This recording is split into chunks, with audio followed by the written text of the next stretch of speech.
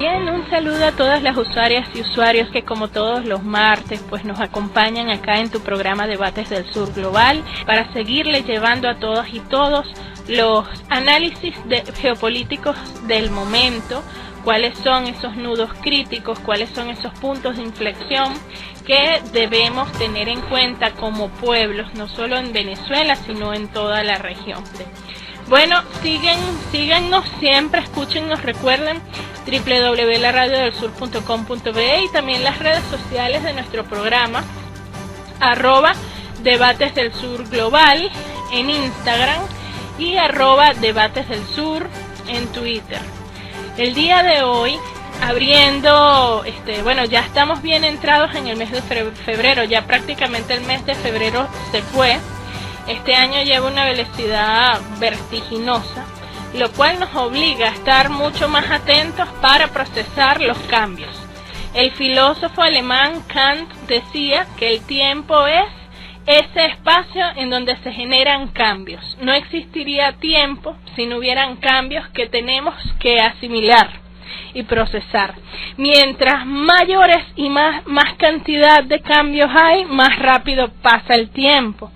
Hoy tenemos un invitado muy especial, es el profesor Vladimir Adrianza, quien es doctor en Seguridad de la Nación. Además, Vladimir, estás en tu casa, yo quiero que tú te presentes también ante nuestra audiencia con tus propias palabras y con esos elementos que te gustaría destacar.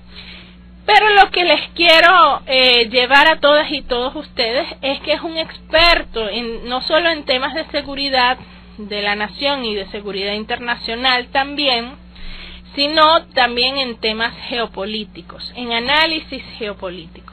Con el profesor Vladimir Adrianza, quien ha dictado cátedra y clases de geopolítica en distintas universidades del país, vamos a hacer un recorrido general sobre los escenarios que debemos esperar para este 2024 y cuáles son los retos y desafíos que se pueden desprender para nuestro país de acuerdo a estos escenarios. Creo que hay mucho que ver, vamos a hacer milagros para que en el cortísimo y escasísimo tiempo que significa el tiempo de radio que se desvanece, para ver cómo podemos nosotros, Vladimir, condensar, ¿no? Como plasmar en una fotografía esos elementos, esos nudos críticos, esos nichos de fuerza y poder que deben prepararnos y sobre los cuales debemos actuar en este 2024. Yo no quiero dar más preámbulo, más bien quiero darle la palabra a Vladimir para que nos comente, se presente en esta parte introductoria y luego ya entraríamos de lleno en los temas geopolíticos. Bienvenido, Vladimir. Bueno, lo primero que todo es darle un cordial saludo a todos los escuchas y darle gracias a mi muy estimada amiga Daniela Rodríguez por esta invitación. La doctora Daniela Rodríguez es una persona brillante de las nuevas generaciones del país y definitivamente es un honor compartir con ella esos espacios. Yo creo que la audiencia ya en más de, desde el 2008 para acá, algo debe saber un poco de quién les habla. Yo soy muy malo presentándome a mí mismo. Definitivamente no me gusta presentarme a mí mismo, pero bueno, vivimos en estas lides de la geopolítica internacional y justamente es lo que vamos a analizar esta tarde con tanto Daniela como yo, que espero que sea como una conversación, porque realmente nosotros nos sentamos a trabajar y trabajamos fluidamente. Entonces espero que esto y analizamos diferentes temas. Entonces, por supuesto, esto hay que trasladarlo a lo que es la radio. No quiero iniciar sin darle el saludo a la Radio del Sur en sus 14 años, en su cumpleaños, como tú lo definiste, adolescente.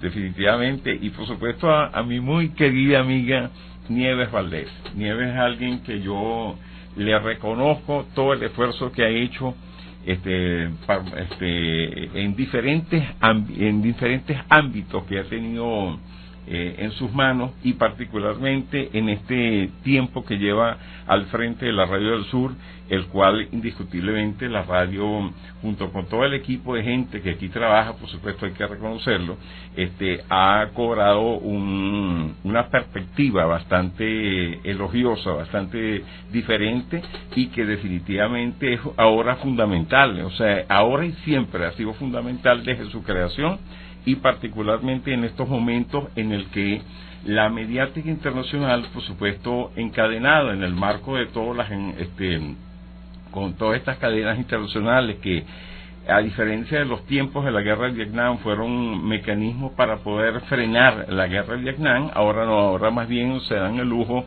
de tapar situaciones como bochornosas, como las que hemos visto en Gaza en estos tiempos, el genocidio, como lo definió Lula, que no le gustó mucho a Netanyahu la definición, pero es correcta y pertinente totalmente. Ha sido ocultado por los medios occidentales en el horror realmente que significa ese genocidio que se ha perpetrado sobre el pueblo de Gaza.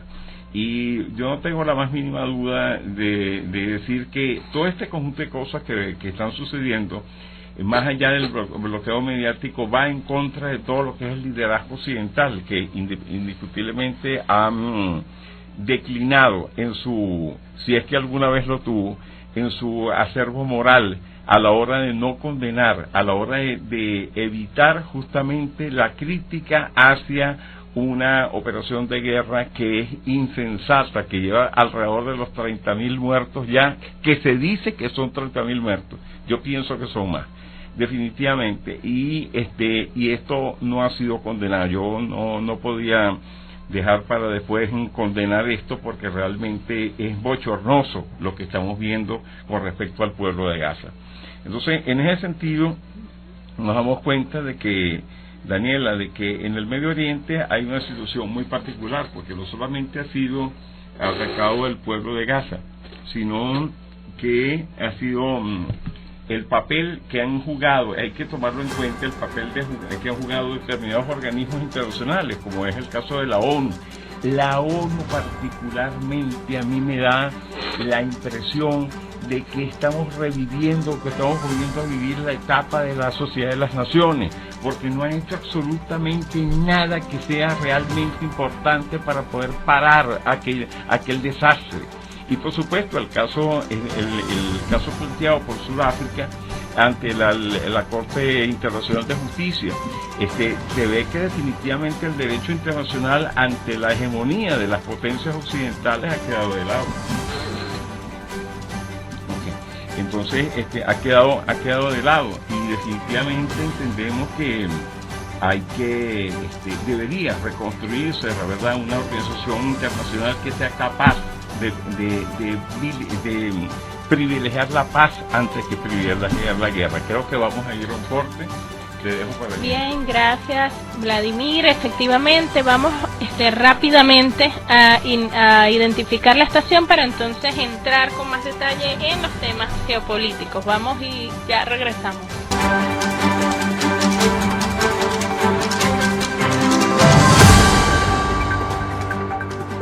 Continuamos en Debates del Sur Global, conversando con el profesor Vladimir Adrianza sobre los escenarios geopolíticos más importantes que tenemos que enfrentar para este 2024. Un 2024 de grandes retos y de riesgos, conflictos de gran escala.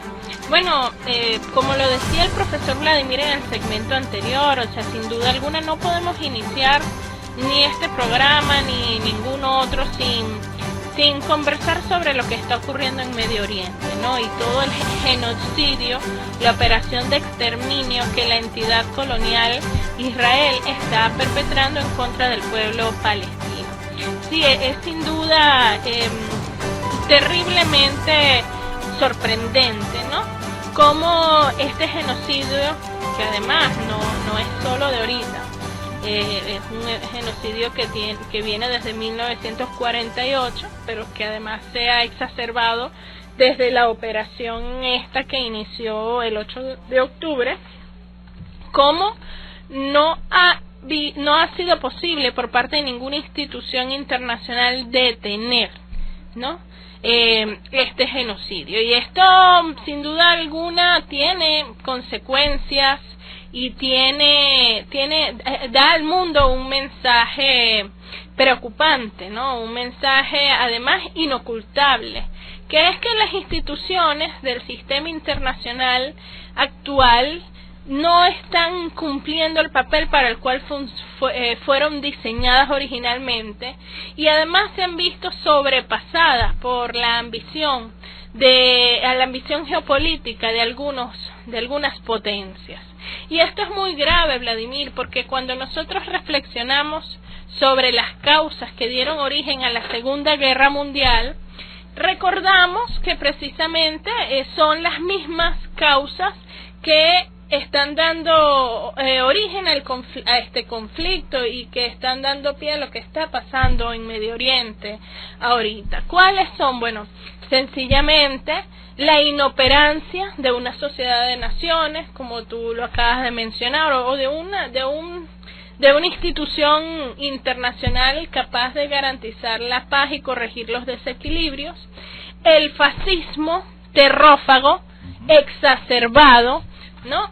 El fascismo como ideología, como proceso, como método, pero además recordemos que no es un fascismo de puertas hacia adentro, es un fascismo con ambiciones geopolíticas voraces, ¿no? Es un fascismo terrófago, tal como lo fue el fascismo hitleriano de la Segunda Guerra Mundial.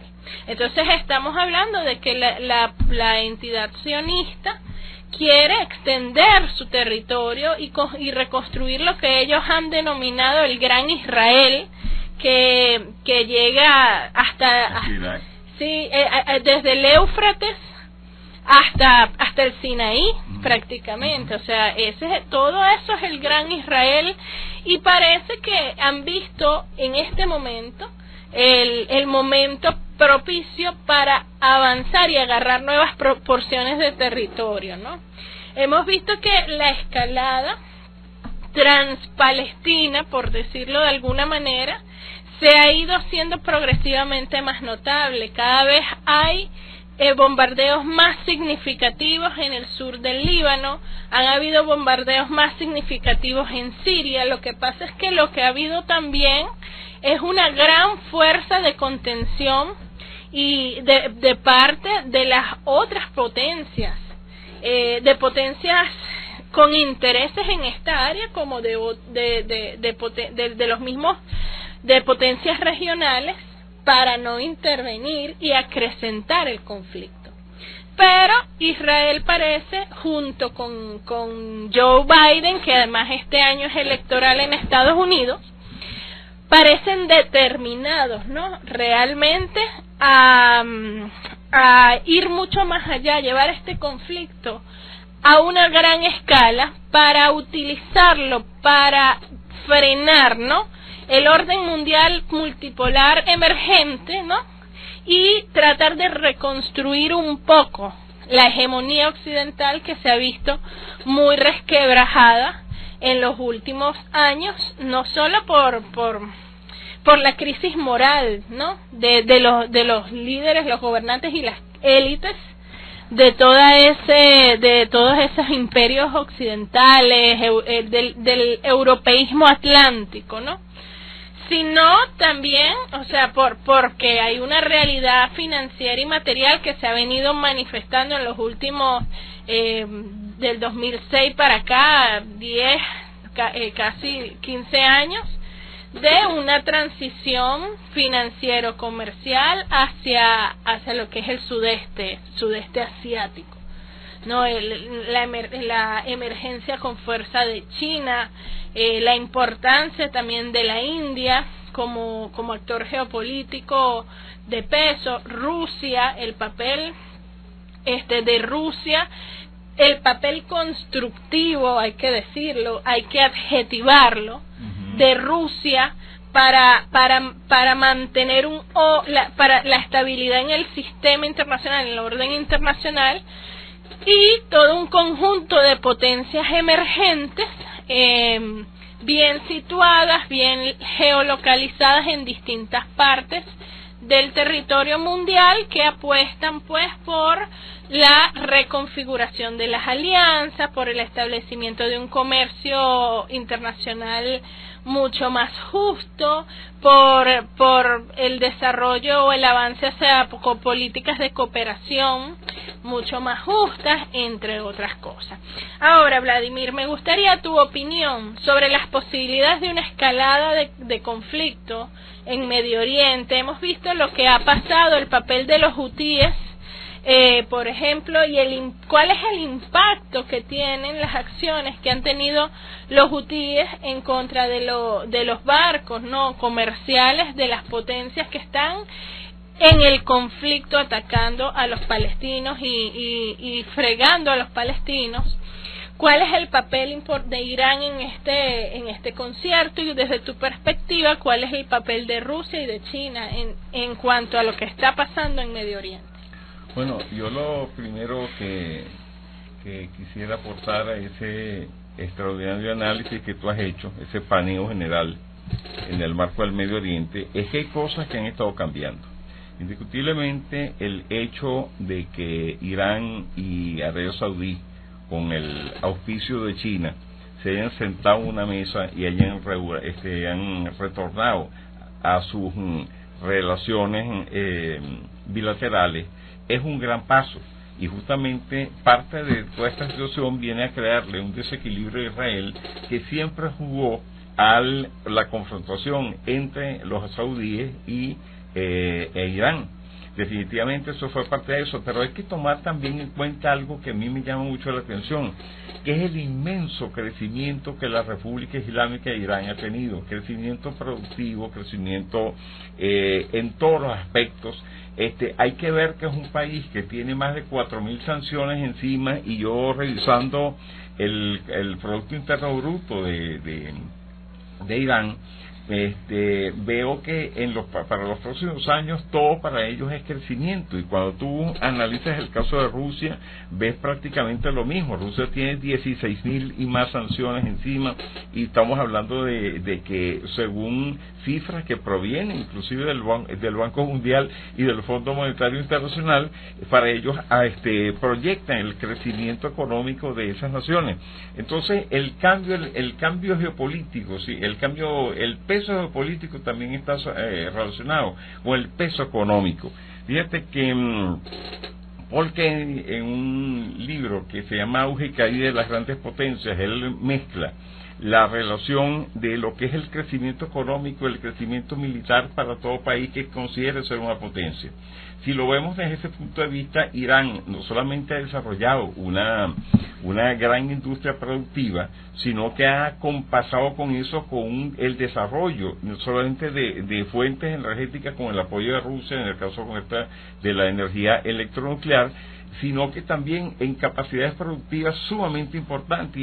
Y otra cosa, que ha aplicado algo que para mí es fundamental y que deberíamos tomar muy en serio aquí en Venezuela, que es el hecho de aplicando la ingeniería de reverso en diferentes áreas tecnológicas, ha logrado construir no solamente un parque industrial importante, sino que ha logrado desarrollar una industria de armamento que de por sí evita justamente la coacción que ha tenido el Estado de Israel con respecto a todos los estados de la región. Entonces, la capacidad militar que protege a su vez a la capacidad industrial, indiscutiblemente se siente en ese peso geopolítico del área para poder justamente equilibrar las cosas. Pero es que el equilibrio no solamente se da en esos aspectos. En el caso concreto de Arabia Saudí, cuando uno ve que el Bin Salman Llegó Biden ahí hace un par de años y lo recibió no con muy buena cara, pero cuando tú compares esa cara con la cara que tanto Vladimir Putin como él mostraron en la reunión más reciente que tuvieron, ves que es una diferencia inmensa. Y hoy en día ya se sabe que en el caso concreto de Arabia Saudí ha continuado, ha exportado su petróleo y negociado su petróleo, aunque no lo admitan de todo, en yuanes y no en dólares, lo cual por supuesto para los Estados Unidos le da un golpe en la línea de flotación. En ese barco de la línea de flotación, indiscutiblemente vemos como la hegemonía de una nación como los Estados Unidos se ha venido abajo, se ha venido cayendo, al punto de que a mí me llama mucho la atención algo que ha sido política del presidente Biden. El presidente Biden, así como en la relación de centro-periferia, uno más bien ve que todo el conjunto de naciones periféricas de Occidente tributaban a todo lo que son los centros de poder occidental. Nos damos cuenta de que ahora más bien los Estados Unidos intenta prácticamente traerse, y lo han dicho así desde el año pasado, inversiones, parte de inversiones alemanas dentro de los Estados Unidos, garantizando la repatriación de capitales y energía más asequible. Pero definitivamente prácticamente extraerse de Alemania las fuerzas productivas necesarias para ellos poder hacerle frente al enemigo que ellos han definido, porque no es que lo definen como adversario, es que lo definen como enemigo, en el caso de China y por supuesto el caso de Rusia, en materia, y eso justamente es una de las cosas que ha golpeado significativamente a la Unión Europea, la cual no solamente no tiene política internacional, sino que no tiene capacidad propia de defensa, y su industrialización se ha venido abajo porque definitivamente al no disponer de las materias primas que venía Rusia aportándoles a un precio sumamente bajo, indiscutiblemente la industrialización europea se ve con pies de barro. Y esos pies de barro indiscutiblemente es el que muestra ahorita en ese contexto de un bloque que indiscutiblemente ha sido sumamente emblemático en los últimos 30 o 40 años de la historia universal. Pero ahorita se ve con un gran declive, inclusive ya ni siquiera se puede hablar de Alemania como como la locomotora de Europa, porque esa locomotora es como se le acabaron la leña con el que impulsa la máquina de vapor, porque definitivamente se luce parada en diferentes aspectos y con grandes contradicciones a lo interno, las cuales son altamente explotadas por capitales estadounidenses en esa nación. Sí, bueno, fíjate, Vladimir, ahora, si sabemos que el mundo está así, que el balance de poder en este momento, digamos, favorece a aquellos países que quieren formar parte de una nueva plataforma, digamos, hablando del BRICS, por ejemplo, o a todas estas agrupaciones, plataformas de concertación, de cooperación, que ofrecen el respeto a los derechos internacional, que respetan la soberanía y la autodeterminación de los pueblos, no pretenden ejercer injerencia sobre los países. Entonces habría que preguntarse, ¿por qué todavía es tan difícil que el viejo orden termine de morir y el nuevo orden termine de nacer, como decía Gramsci, ¿no?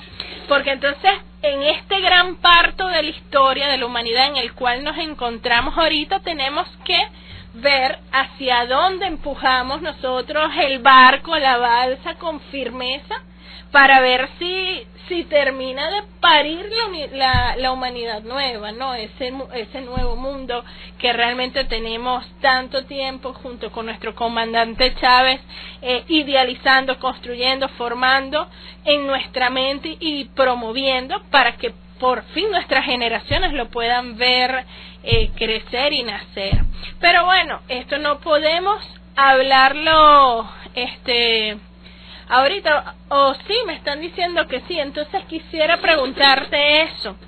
¿Cuáles son esos elementos cruciales, trascendentales, que desde tu perspectiva acuciosa como analista debemos afianzarnos para que el nuevo orden termine de consolidarse. Recordemos que esto es una lucha constante. El orden mundial o el sistema internacional está en constante transformación. Entonces un día puede parecernos más esto, otro día nos puede parecer más otra cosa. Por eso no podemos soltar, ¿no? ¿Qué debemos hacer? Bueno, lo primero que yo pienso es que a veces somos como muy desesperados en querer ver los cambios de un día para otro. Cuando nosotros analizamos, por ejemplo, la historia de esos últimos 500 o 550 años, nos damos cuenta que realmente los cambios, por supuesto, se realizaron a una velocidad mucho más lenta, pero hubo hechos atroces en esos tiempos, como fue todo lo que fue el comercio triangular, que fue un fenómeno que duró 400 años, que permitió a los bancos ingleses y holandeses, justamente junto con el saqueo de América, junto al saqueo de América y el saqueo del África, justamente hacerse de grandes elementos que dilapidaron como capital político, militar y económico en tiempos de las dos guerras mundiales que ambas partieron de Europa, definitivamente. Y eso nos lleva a nosotros a entender que a veces los cambios no son tan rápidos como quisieron, porque estamos básicamente acostumbrados hasta cierto punto a una especie de lógica de Hollywood, que los cambios se ven en el marco de una película, pero realmente los cambios se han dado. Fíjate, yo por ejemplo lo veo con respecto a los Estados Unidos. Los Estados Unidos, 40 años atrás, un poquito más atrás, vamos a ir, 80 años atrás, nos dimos cuenta de la cantidad de invasiones que hizo justamente en todo el Caribe. Y si vamos un poco más allá, 100 años atrás, nos damos cuenta de que como potencia emergente del siglo XIX hacia el siglo XX fue suficientemente fuerza como para imponer todo lo que fue la doctrina Monroe y el Corredor Roosevelt de cara a los intereses de las potencias europeas en nuestro continente. Lo vivimos en 1902 aquí en Venezuela. Entonces, bueno, lo vivieron las generaciones anteriores y uno lo recuerda a través de lo que es la lectura y el análisis.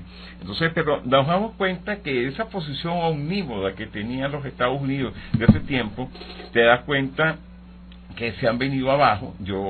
Aún así son peligrosos porque, como decía Atilio Borón, todo imperio en la medida en que se acerca a su declive, se vuelve mucho más peligroso.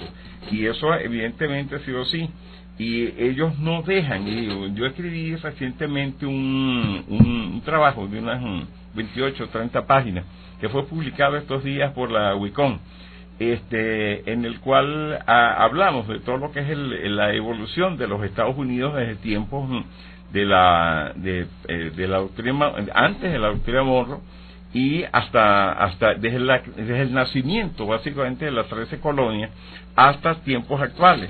Y vemos que indiscutiblemente uno de los problemas graves que tiene es que su élite no ha cambiado los preceptos sobre los cuales ellos vienen de generación en generación intentando posicionarse como una nación excepcional en el mundo.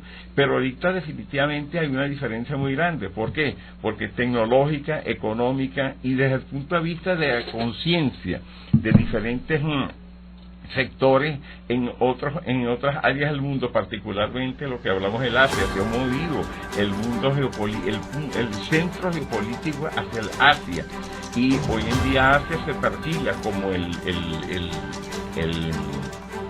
continente del siglo XXI.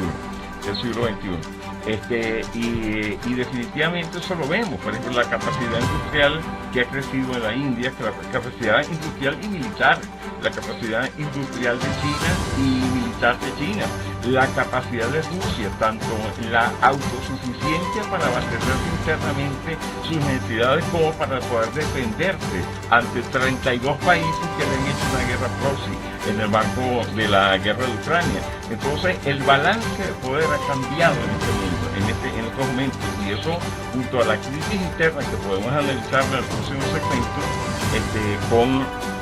que existe ahorita en los Estados Unidos, la vamos a analizar desde la perspectiva de las elecciones. Nos damos cuenta que ya los Estados Unidos de hoy no es el Estados Unidos de hace 30 años atrás. Gracias, profesor. Bueno, efectivamente, vamos rápidamente a identificar la estación y volvemos con más acá en Debates del Sur Global. Acompáñenos.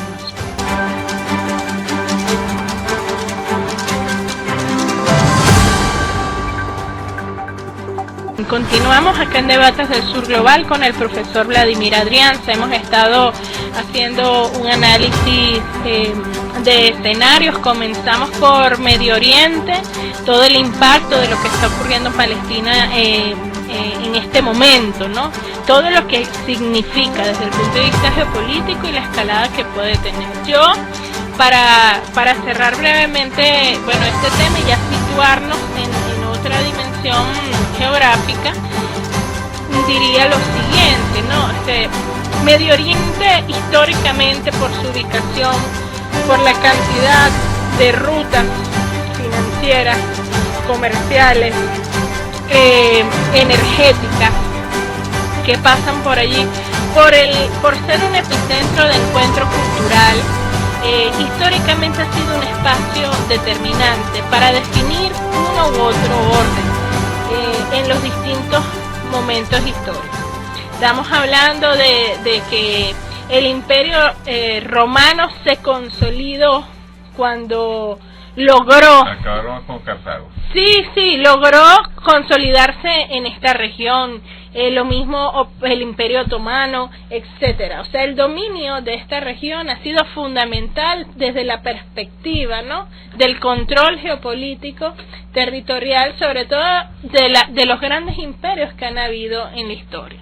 ¿Qué nos dice esto? Que no se puede subestimar lo que está pasando y que si alguna potencia cree que puede activar y desactivar este conflicto, como darle a un botón en un proceso de laboratorio social o de laboratorio geopolítico, pues está equivocado. No se sabe a dónde esto puede saltar. Además, porque estamos tocando fibras muy emotivas, emocionales, como la fibra humana, la fibra religiosa, la fibra cultural y el derecho de un pueblo a existir, como es el del pueblo palestino.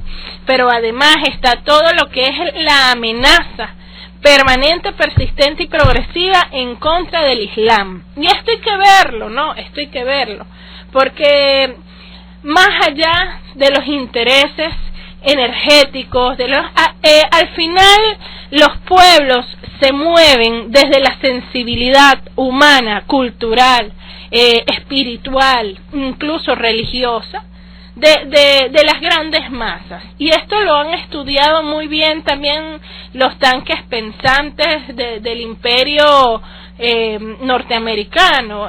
Cuando estudiamos las teorías, por ejemplo, de Samuel Huntington y de todos esos pensadores del realismo político estadounidense, que lo que buscan es ver cómo abordar, ¿no?, las dimensiones culturales, sociales, humanas para poder dominar a los pueblos. Bueno, hay un componente espiritual, religioso, muy importante dentro de lo que está pasando allí en Medio Oriente ahorita, y es el ataque progresivo al Islam. Y hay muchos países, ese es como el gran león dormido, porque hay muchos países. Si el Islam se une de nuevo, se despierta y se activa como una fuerza geopolítica para luchar en contra de la opresión y la persecución de los pueblos, de sus pueblos históricos y culturales, eso no lo para nadie, Vladimir.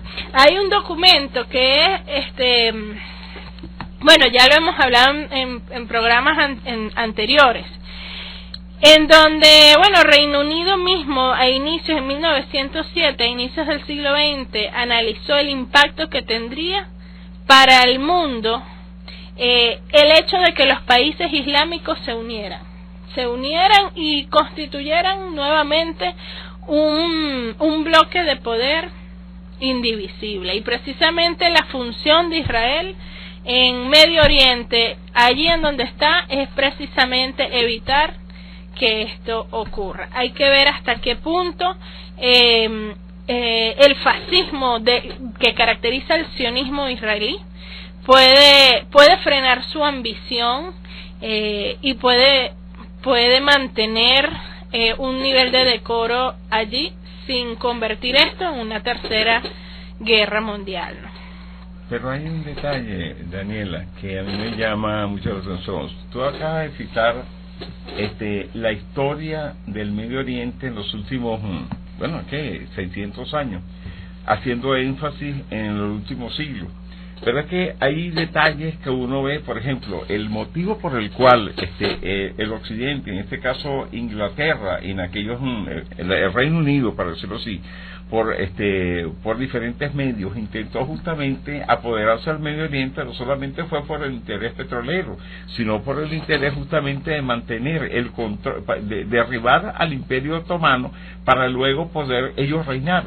Pero a mediados del siglo XX se da un fenómeno ya en los Estados Unidos en venido a primera potencia mundial, en ese entonces en el marco de lo que es el mundo bipolar, pero ellos tuvieron un personaje que a mí siempre me ha dado por estudiarlo hasta donde he podido, porque a veces uno no tiene todo el ingreso necesario para traerse todos los libros que uno quisiera desde el exterior y analizarlo.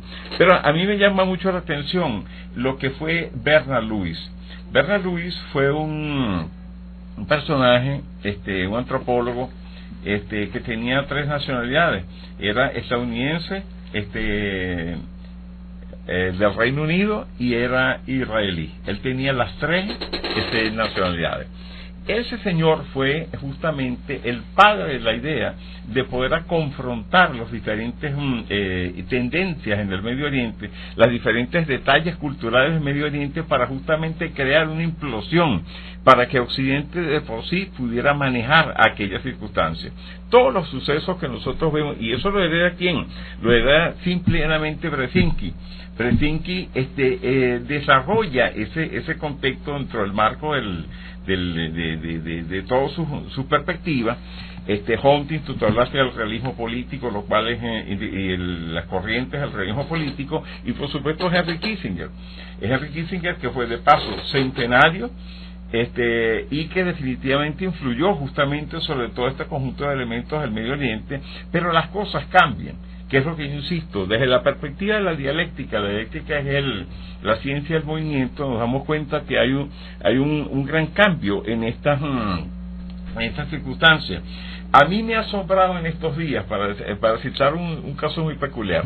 El día pasado me llaman de Telesur para que analice un hecho que llama la atención, un yacimiento allá en manos principalmente de la ExxonMobil, que tenía casi el 40% del valor de las acciones de ese yacimiento, un yacimiento inmenso que ahorita a poca capacidad produce 500,000 barriles diarios, imagínate, pero tiene capacidad, según la investigación que me ha tocado hacer, de alrededor de 6,000 barriles diarios hasta el año 2052.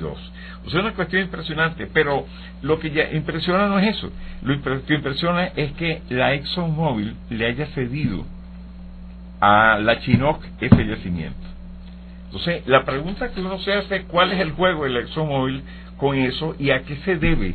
La razón, que evidentemente no es económica, sino que tiene que tener un componente geopolítico por el cual la ExxonMobil ha decidido liberarse de un activo que indiscutiblemente le está produciendo dinero. Pero yo no veo otro motivo que no sea la forma como los Estados Unidos ha ido perdiendo capacidad de acción para poder confrontar, para poder implotar todos esos estados del Medio Oriente que ellos antes, 3 o 4 décadas antes, controlaban. Y es lo que decíamos al principio del programa, de la forma, la sonrisa el contraste entre la sonrisa de Vladimir Putin con Bin Salman, la presencia de China como elemento de paz entre Irán y Arabia Saudí, el hecho de que ellos han vuelto, por ejemplo, el caso de Siria ha vuelto a la Liga de Naciones Árabes. Entonces, han habido cambios sustanciales allí, han habido cambios también en la forma de no dejarse avasallar justamente por las potencias occidentales, que ya solamente con el estudio histórico sabemos que ellos están conscientes de ese hecho y conscientes de que más bien el Asia es el continente del siglo XXI y que en el marco de todo lo que es la franja y la ruta y el resto de los esquemas de integración económica que se plantean, ellos todos tienen un papel importante que ver en la construcción de un orden mundial que, como tú lo definías, es un orden en pleno movimiento. Y ese pleno movimiento justamente es el que nos lleva también a analizar la situación interna de los Estados Unidos, cuando nosotros vemos que no es el mismo Estados Unidos de hace años, cuando ahorita nosotros vemos que tienen una gerontocracia disputándose la primera magistratura del país. A mí me llama la atención un gráfico que yo vi hace varios meses atrás, donde estaban la señora Yellen, Biden y no me acuerdo quién más ahí, los tres en silla de ruedas con un pañito en las piernas y una enfermera poniéndole ¿qué te digo yo? un intravenoso, pues, en pocas palabras. Entonces, eso de alguna forma es una crítica interna de ellos mismos hacia ellos mismos, pero no solamente es la gerontocracia que de alguna forma se está disputando el poder en los Estados Unidos, sino que es el agotamiento de un modelo. Cuando Blinken, que no forma parte de esa gerontocracia, porque es un hombre mucho más joven, insiste desde los primeros días del gobierno de Biden que los Estados Unidos clama por un mundo en reglas. Entonces uno se pregunta cuáles son las reglas, y ya no solamente nos lo preguntamos tú o yo, que somos analistas, estudiosos de todas estas cosas, se lo preguntan gente del nivel de Sergei Lavrov, que en estos días, por supuesto, escuché justamente hablando justamente de eso. ¿Cuáles son las reglas que supuestamente los Estados Unidos tienen? ¿Cuáles son las que clama? Porque no son las reglas de las Naciones Unidas, no son reglas del conocimiento público, sino reglas de la conveniencia occidental, del cual durante 500 años, y hay que verlo como un bloque histórico de más de medio milenio, definitivamente se han acostumbrado que somos las potencias occidentales las que manejaron al mundo.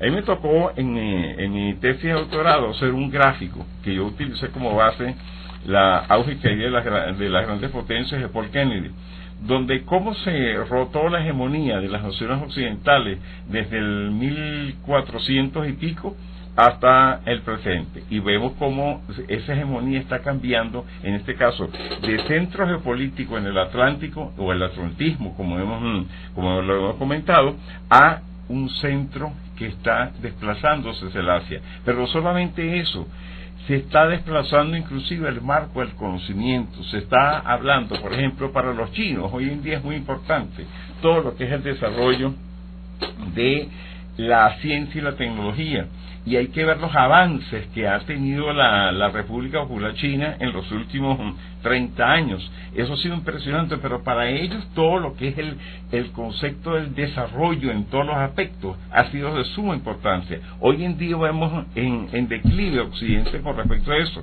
Es justamente el caso de lo que se ha presentado que ha intentado los Estados Unidos influir en la relación de China con Taiwán, que para China simplemente es una provincia de la China de continental. una sola China, correcto. Entonces, exactamente, pero para Occidente ellos intentan implantar eso, inclusive con las visitas de diferentes personajes de los Estados Unidos y de Europa a esa nación. Entonces, porque el objetivo justamente es frenarla por la vía del caos, por la vía de la implosión, pero no han logrado ser, porque los chinos han sido bastante más astutos en ese sentido y no han pisado esa concha de mango, diríamos nosotros aquí, para evitar justamente que Occidente logre su objetivo, que por la vía de la estrategia del caos, ellos logren controlar justamente el crecimiento indiscutible que tiene China, pero no solamente tiene China, que tiene India, que tiene Rusia, que tiene Irán, que tiene la relación con Arabia Saudí. O sea, hay un sinnúmero de cosas que están pasando que no están... Sí, y ahí hay un papel clave sobre Estados Unidos, profesor, que me gustaría que reforzáramos y analizáramos con un poquito más de profundidad. Y es que, bueno, estamos observando y apreciando claros indicios de que existe una crisis de hegemonía, de liderazgo por parte de Estados Unidos de América, ¿no? Existen indicadores desde el punto de vista cultural, económico, político, socioeconómico, incluso moral. Y ya cuando un imperio ya llega, ¿no?, la crisis moral, ya es muy difícil recuperarse. Digamos que esa es como la última crisis que se manifiesta, porque es la suma de todas las demás crisis, ¿no? Pero hay todavía un debate importantísimo que hay que dar. O sea, ¿qué es lo que...? Porque también hay sus fanáticos y sus, ¿cómo te diría?, defensores, en el sentido de que hay quienes dicen que, bueno, que no es la primera ni la última crisis que ha enfrentado Estados Unidos, que decir que ya la crisis de la hegemonía estadounidense está en picada, o sea, es una realidad, es un comentario apresurado. Yo quisiera preguntarle, profesor, ¿qué considera usted y cuáles son esos elementos claves que nosotros como analistas, como pueblos, debemos estar conscientes que están significando con claridad y mostrando esa crisis y esa decadencia del imperio, de la hegemonía del imperio estadounidense? ¿Y por qué al día de hoy nosotros decimos que bueno, hasta qué punto existe un grado de irreversibilidad, o cuál es el punto de irreversibilidad en esa decadencia, en ese declive que lleva el imperio estadounidense? Bueno, yo pienso que en el caso concreto de los Estados Unidos, que todavía vamos a ver acciones en los Estados Unidos que van a tender a, por lo menos, a evitar que la crisis se profundice. Sin embargo, hay que tomar en cuenta un hecho muy importante, que es que por primera vez vemos que hay un agotamiento en el discurso. Segundo, los medios de comunicación que ellos definitivamente gobiernan a nivel internacional ya no son suficientemente efectivos cuando vemos realidades comunicacionales, en este caso como RT, como Telesur, como Hispan TV y como todos los medios que provienen en algún grado de China. Entonces vemos que hay una competencia, por el espacio y sobre todo por las ideas que se difunden, porque antes, 30 años atrás, teníamos una especie de visión mínima de CNN en todas partes y de las cadenas de los Estados Unidos. Ahora ellos ni siquiera han podido silenciar, en este caso Rusia, en el marco de la crisis que viene desde el año 22. Entonces, y para complementar eso, profesor, hemos visto cómo Laura Richardson, la jefa del Comando Sur, ha calificado a Russia Today, a Telesur, como entes subversivos que alteran la paz y de la región, o sea, desestabilizadores, factores desestabilizadores de la región. Algo que es inaudito, ¿no? Porque incluso los tacha prácticamente de objetivo militar, porque ¿qué hace una mujer que es la jefa del Comando Sur, que tiene que estar dedicada a contabilizar aviones, tropas, no sé qué, y a atacar frentes de conflicto, señalando a los medios progresistas o que muestran, ¿no?, otra visión del mundo? Eso para mí refleja dos cosas. Uno, la desesperación que ellos tienen, que incluso desde el punto de vista militar tienen que considerar a estos medios de comunicación como una amenaza a sus intereses y a su hegemonía. Y otra cosa es que es muy alarmante porque esto impulsa a la violencia, los convierte en un objetivo de guerra, en un objetivo militar, a los periodistas y a todos los que ejercen trabajo digno en estos medios. No sé, es algo sumamente preocupante. Hay que verlos en la perspectiva del Theodor Adorno. Yo sé que tú has seguido al autor y definitivamente lo conoces, por eso te lo pongo allí. Adorno prácticamente habla de todo lo que es el tema, de lo que significa los medios de comunicación, por supuesto ya en los tiempos de los 50, 60, etcétera, de lo que significaba la ofensiva comunicacional y esa máquina de hacer ilusiones y esa máquina de conculcar ideas que significó el Hollywood de esos tiempos. Pero ese Hollywood de esos tiempos vemos que en la medida en que ha ido surgiendo otros países que no están de acuerdo con la posición de los Estados Unidos y con la posición de la hegemonía de los Estados Unidos, hegemónica de los Estados Unidos, o sea, la tesis de Brzezinski, por en pocas palabras, el actor global, el actor el único en el tablero global, definitivamente han ido buscando sus propias experiencias, y eso lo vemos desde naciones que, por supuesto, ahora tenemos mucho para crecer. En la medida en que construyamos de Venezuela un país potencia, como lo decía el presidente Hugo Chávez, pero también lo vemos justamente de ese balance de poder que hablamos anteriormente en el segmento anterior. Ese balance de poder es justamente, empiezas desde el poder mediático. El poder mediático es la capacidad de responder, la capacidad de decir, mira, no es lo que dice CNN, sino lo que dice justamente mi visión y mi versión es esta. Entonces eso definitivamente está produciendo un cambio que inclusive en el marco de la América Latina lo vemos. En otros tiempos, 40 años atrás hubiéramos visto el Plan Cóndor matando a cuanto comunista hubiera salido por ahí como ellos lo calificaban. Ahora nosotros vemos la crisis que existe en varios países suramericanos, Argentina, Perú, Ecuador, el caso de Colombia es histórico, en fin, y en el caso concreto de la forma como se han apoderado prácticamente del gobierno de Guyana, porque eso lo vamos a analizar con un poco más de detalle más adelante, pero definitivamente es una cuestión que te das cuenta que no existía en ese entonces un Brasil que fuera capaz de responderle por lo menos al presidente a los Estados Unidos. Entonces ellos tumban a João Goulart en los 60, hacen de Brasil prácticamente surgió la idea del subimperio por parte de Brasil, para eso equilibraron de alguna forma la relación de poder en las Américas, pero la realidad es que los Estados Unidos eran unimos en ese entonces, hoy en día no lo es. Venezuela tiene 25 años el proceso llamado la Revolución Bolivariana, y hemos pasado por 3 etapas de guerra, estimada Daniela, 3. La etapa de los golpes de Estado continuados, la etapa de la guerra irregular y ahora la etapa de la guerra híbrida que todavía la estamos viviendo. Pero definitivamente con todas esas etapas y con todo lo que se le ha metido de dinero, plata, medios, difamación, etcétera, intento de implotar a Venezuela no han podido. ¿Por qué?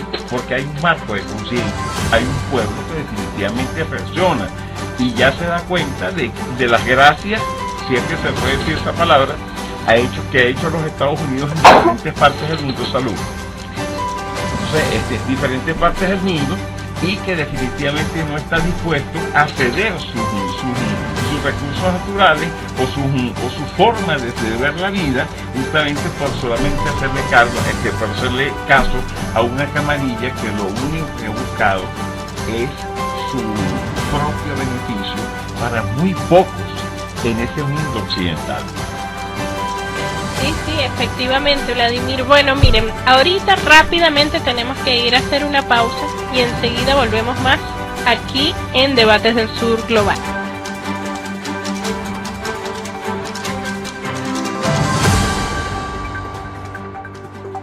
continuamos aquí en Debates del Sur Global con el profesor Vladimir Adrianza haciendo un análisis general de los escenarios geopolíticos para este 2024 y bueno, visualizando un poco qué es lo que nuestros pueblos, tanto en lo local como en lo regional, deberían hacer, hacia dónde tenemos que ir a avanzar para seguir consolidando y garantizar sobre todo nuestra soberanía, nuestra independencia, el acceso a los recursos, nuestro derecho al desarrollo, y que no pueda venir ninguna potencia a vulnerar el derecho que tiene nuestro pueblo de acceder a los recursos necesarios para desarrollarse. Entonces, claro, se dice muy fácil, pero nuestro país está enmarcado en un enclave mucho mayor y mucho más complejo de dinámicas de poder transnacional, muchas veces visibles, otras veces invisibles,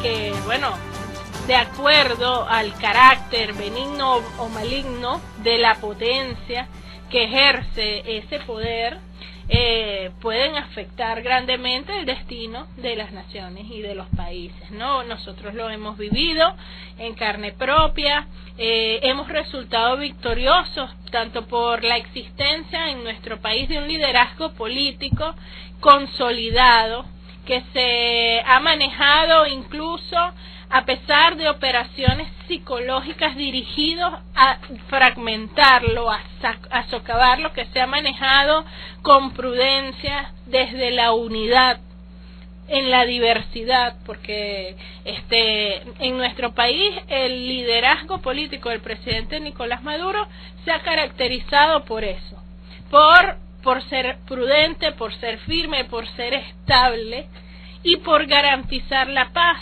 Eso ha logrado mantener nuestro país en paz, aun cuando han querido inyectar en nuestro país todo tipo de conspiraciones, ¿no? Conspiraciones dirigidas a plagar nuestro territorio de mercenarios, conspiraciones dirigidas a vulnerar nuestras fronteras, conspiraciones dirigidas a que nuestra población abandone su país, porque eso hay que también analizarlo y estudiarlo, ¿no? Cómo se diseñó toda una política de despoblación en contra de Venezuela, para que Venezuela perdiera todo lo que con tanto sacrificio ha construido en inversión social desde la llegada de la revolución, porque ¿en qué se manifiesta y se expresa la inversión social? No es en edificios, no es en escuelas, no es en hospitales, porque algunos dirán, no, sí, seguramente es en la construcción de tantos hospitales, de tantas escuelas, de tantas universidades como ha construido la revolución. No, esos son medios para un fin, y el fin último de toda esa inversión social es el fortalecimiento de las capacidades del pueblo venezolano. Es los significativos logros en materia de derechos humanos para nuestro pueblo, es mejorar la alimentación, tener un pueblo mejor alimentado, tener un pueblo mejor instruido, tener un pueblo con altas capacidades técnicas para ejercer el desarrollo, para lograr el desarrollo de la patria. Para eso, nuestro comandante Chávez diseñó todo lo que es ese maravilloso proyecto que es el proyecto nacional Simón Bolívar, que comprendía un conjunto de planes de desarrollo económico social de la nación desde el 2019, desde 1999 al 2007 era el primero, del 2007 al 2013 era el segundo, del 2013 al 2019 el tercero, y llegaba hasta el 2021. Luego hemos tenido también lo que es la actualización de eso y la continuación, que es el plan de la patria, y que lo tenemos hasta el día de hoy. Pero ¿a qué punto quiero ir? O sea, quiero ir a reflejar, ¿no?, que nuestro país ha sido víctima de esa operación de desespiritualización a la cual nos han querido someter para que nuestro pueblo pierda la conciencia, para que se olvide de dónde venimos, para que nuestro pueblo se vaya y abandone el territorio, para que nuestro pueblo no tenga capacidad de desarrollo en su propio país, y todo esto a través de las infames, criminales, medidas coercitivas unilaterales que, como lo ha denunciado en reiteradas ocasiones el embajador Samuel Moncada, son armas de destrucción masiva, porque atacan de forma indiscriminada a nuestro pueblo, porque todavía no hay una forma clara de medir el impacto que estas medidas tienen en el carácter psicosocial de las generaciones que nos hemos visto afectadas por estas medidas. Entonces estamos aquí, profesor Vladimir, en esta situación, en el día de hoy, pero con el carácter optimista de que estamos sólidos, estamos firmes, estamos en paz y hemos resultado victoriosos de grandes ataques. Ahora tenemos grandes retos también por venir, en donde tenemos que avanzar para seguir consolidando esa paz, para seguir consolidando el desarrollo de nuestro país, la participación protagónica de nuestro país en el marco de ese proceso de transformación geopolítica que se está dando a nivel global, la interacción respetuosa con potencias de las otras 3/4 partes del mundo, como lo decía nuestro libertador Simón Bolívar y también el comandante Hugo Chávez. Son muchos retos y desafíos que tenemos, desde iguales, pero yo pienso que el principal reto y desafío lo tenemos en la búsqueda de la creación de una visión común con nuestros hermanos latinoamericanos y con nuestros hermanos de América del Sur, en esa dialéctica histórica que es la dialéctica entre el bolivarianismo y el monroísmo. Porque si tú me preguntas, profesor Vladimir, ¿cuál es al día de hoy la principal base o la principal esperanza que tiene el imperio norteamericano para trascender, para subsistir, para levantarse de esta crisis de hegemonía que él tiene ahora?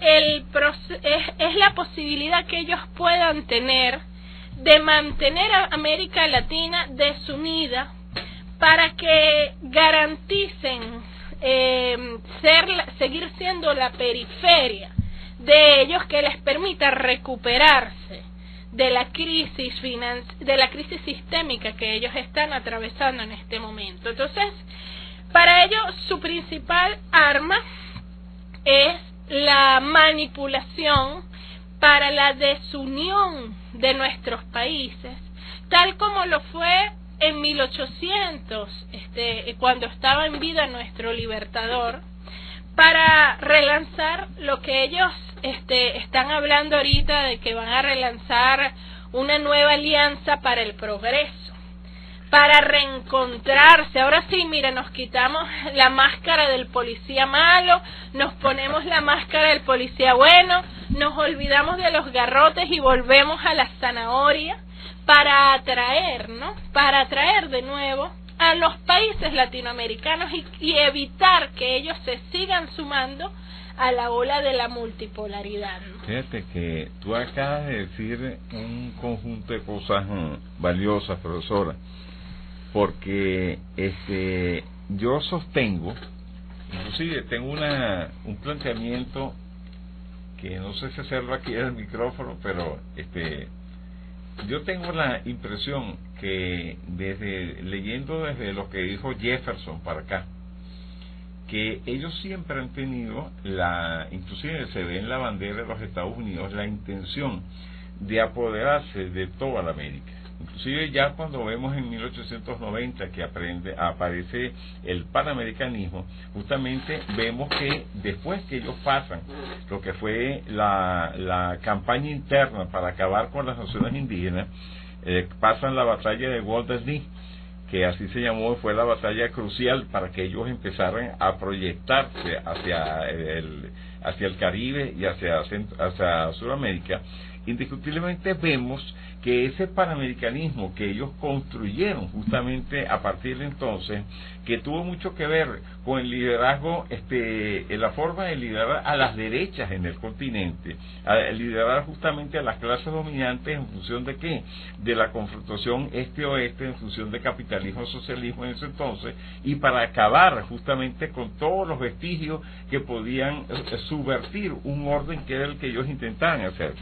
Ellos cometieron un error, porque la Alianza para el Progreso, en tiempos de que Kennedy vino aquí a Venezuela, por cierto, vino con Jacqueline Kennedy, que de paso es la única primera dama de los Estados Unidos que creo que ha pisado Venezuela, y que de paso de un discurso en castellano.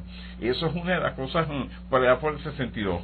Entonces eso llama mucho la atención de ese Estados Unidos que luego se plantea todo lo que fue ayudar a las naciones del sur a implantar el Plan Cóndor y a hacer todas las barbaridades que ellos han hecho en la América. Entonces ese hinterland, que es lo que significa técnicamente la América del Sur, es todavía para ellos muy importante, y para ellos es importante. ¿Por qué? Porque necesitan las materias primas, pero necesitan también el espacio de circulación del dólar, y es por eso que en el fondo uno ve que todas las cosas, todo el daño que le han hecho a países como Colombia, como Ecuador, para citar dos nada más aquí en América Latina, o el Perú, en el marco de que se ha convertido, eso se lo decía yo a Mario Silva hace 5 o 6 años atrás, que han convertido al dólar en la moneda de la droga. O sea, eso hay que decirlo así. Entonces, Vladimir, pasó de ser los petrodólares a los drogadólares, ¿eh? Algo así, los drogadólares. ¿Por qué? Porque definitivamente, ¿en qué se transa la economía de la droga? ¿Y a dónde va a parar el lavado de dólares? A la banca de los Estados Unidos. Estaba precisamente leyendo un artículo que no tengo ahorita el nombre, pero se los pongo en las redes sociales, sobre cómo lo que había ayudado a la economía de Estados Unidos a superar la crisis del 2007 fue precisamente el dinero que inyectó el narcotráfico en el sistema financiero estadounidense. O sea, el lavado de dinero de la droga es lo que permitió en el 2007 a Estados Unidos superar la crisis financiera. Samuel Moncada, tú que citaste a Samuel hace rato, tuvo una vez una entrevista que hizo, si mal no me acuerdo, fue con Jorge Rodríguez, cuando Jorge Rodríguez tenía el programa del Canal 8, de que hablaban de todo lo que significaba el billón de dólares de lavado de dólares en la economía de los Estados Unidos. Ahora, ¿por qué yo cito esto? Porque esto es muy peligroso. Hay que, como decía Atilio Borón, un imperio en decadencia es un imperio al que hay que temerle en el sentido de las cosas que son capaces de hacer para evitar justamente ese desastre. Pero es que ellos se han dado cuenta que la medida en que se está expandiendo la franja y la ruta y que se está desarrollando el Asia, entonces ellos van a insistir junto con las oligarquías suramericanas de controlar, de mantener la región, y eso lo vemos en el caso de Milei en Argentina. Milei, yo no soy pitonizo, pero para mí definitivamente Milei va camino al fracaso, y el fracaso no en muy largo tiempo, en un tiempo menor que el que la gente espera. El caso de Perú con la señora Boluarte es una muestra del agotamiento que tiene el sistema hegemónico interno de la clase dominante peruana en el control de su propio país. El caso de Ecuador es evidente, lo que le dijo al presidente Maduro, que no invitara el diablo a casa, definitivamente eso estuvo buenísimo, porque están invitando el diablo a casa para contener justamente el desorden que ellos mismos, que la misma derecha ha permitido que se cree en ese estado. Y por supuesto la confrontación que existe en Colombia, que ya sabemos que necesitaremos un programa entero para poder hablar de esto, y que hoy en día por supuesto se da un hecho que es peculiar, porque después de 2 años de matanza de líderes sociales, de defensores de los derechos humanos, Petro gana las elecciones. O sea, y las ganó por encima de toda la matanza que hizo Duque. Definitivamente hay que tomarlo así. Pero para los Estados Unidos esto es importante, y el caso concreto de Guyana, que tenemos el caso aquí encima, no podemos dejar de tocarlo. A Guyana le están aplicando un modelo parecido al que nos aplicaron a nosotros al inicio del siglo XX. Definitivamente fue así. Y ese